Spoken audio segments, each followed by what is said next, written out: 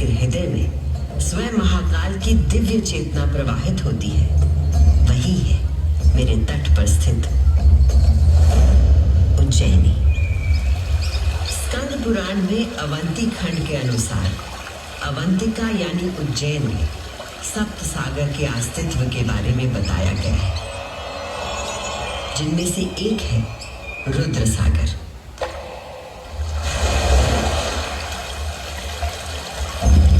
वही रुद्र सागर जहां आज आप सब विराजमान हैं, जहां पर अनादिकाल से ब्रह्म कमल खिला करते थे,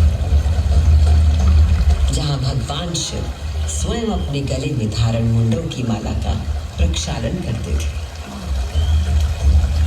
पौराणिक प्रमाणों में मिलता है कि यदि कोई व्यक्ति अनजाने में भी इस जल का स्पर्श करता है तो 7 कुल का उद्धार हो जाता है।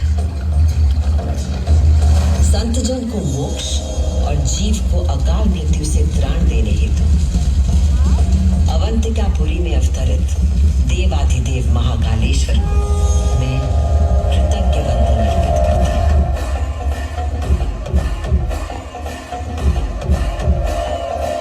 आज मैं शिप्रा देवी आपको उन्हीं महाकाल की शिव पुराण में उल्लिखित एक गाथा सुनाती हूँ।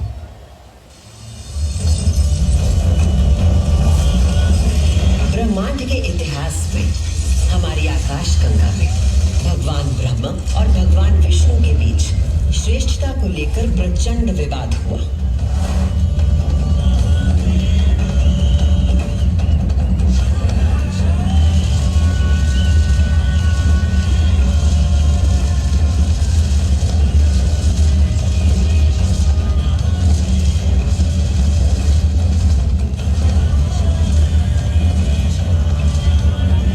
जब अपनी पराकाष्ठा तक पहुंच गया तो दोनों अपने अपने दिव्यास्त्र लेकर आपस में युद्ध करने के लिए तैयार हो गए।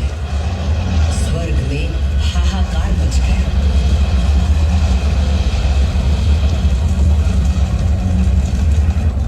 दिव्यास्त्र चलने से संपूर्ण जगत पर प्रलय का आना निश्चित था।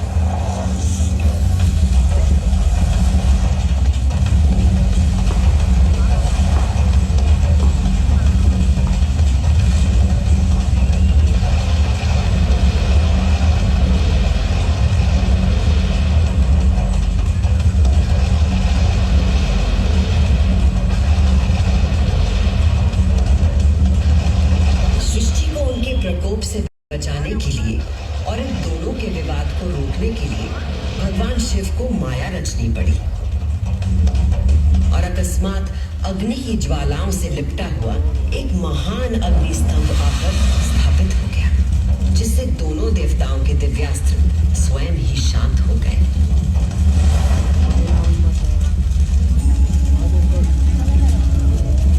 एक ऐसा अग्नि स्तंभ जिसका ना कोई आदि था न अंत था। दोनों देवों ने अनुभूत किया कि स्तंभ के पीछे निसंदेह कोई अद्वितीय अलौकिक शक्ति निहित है। वे दोनों बोल उठे, हे महाप्रभु, आप हमें अपने यथार्थ रूप के दर्शन कराइए। तब उस स्तंभ से महादेव स्वयं प्रकट हुए।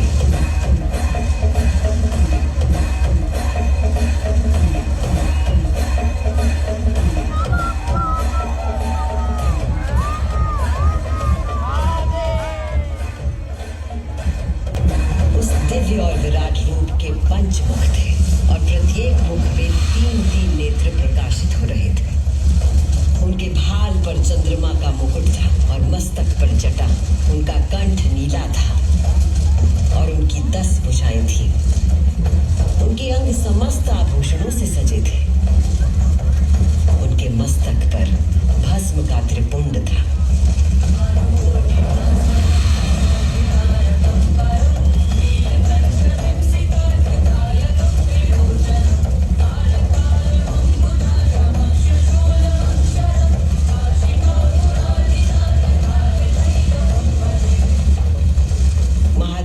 ब्रह्मा और विष्णु से कहा, सर्वश्रेष्ठ ब्रह्मा जी, आप मेरी आज्ञा से सृष्टि की रचना करें और सर्वश्रेष्ठ विष्णु जी, आप चर अचर जगत का पालन करे। मैं ही सृष्टि का पालन करने वाला और मैं ही सृष्टि का संहार करने वाला हूं।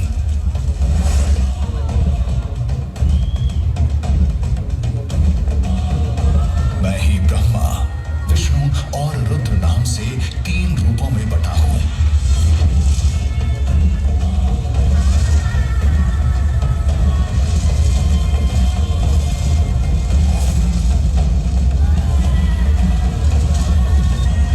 ये कहकर भगवान शिव स्वयं पृथ्वी पर लिंग के रूप में स्थापित हो गए। उस पल से इस लोक में लिंग पूजा का विधान प्रारंभ